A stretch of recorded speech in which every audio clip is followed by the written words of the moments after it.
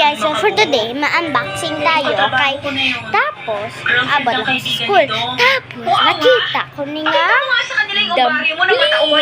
Like 70 pesos lang ni po sa Pilipinas. Kung sa Amerika, kamahal ni. So, alas tayo. Kami nga hanggang pag-uwin lang eh. Tapos sila pag-iisipan pa na baon Gusto ko kumakuha mo ni kaso I Hindi ko don't na alam kung want paano to ko get a pagtatanggol yung free sarili ko sa susunod na may insulto pa ako. Wait! Hindi mo ba ba So, I just want this glitter Hindi thing. pa. So, Hindi ko nga rin alam kung dapat ko pa itong sabihin sa kanya eh.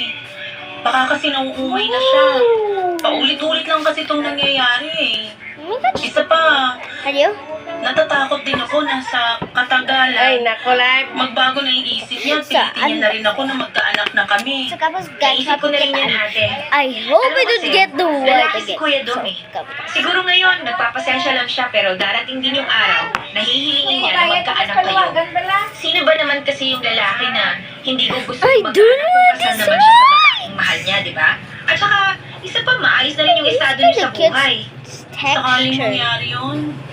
But Hindi it's ko alam, okay. Jen. I don't want to get a Feeling ko white kasi, wala nang I really makakapagpabago pa sa desisyon ko. wanted, like, have a car. But I only choose Ang white. patudot ng narinig ko sa mga katrabaho First ko up, na I think it was pink and kaya then hindi kami glitter. nagkakaanak ay gusto Then kong it came ipagtanggol like ang this. sarili ko.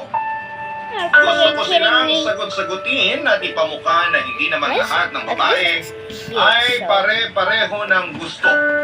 At di naman magiging kakulangan sa akin yung Which is good. mga sinasabi nila.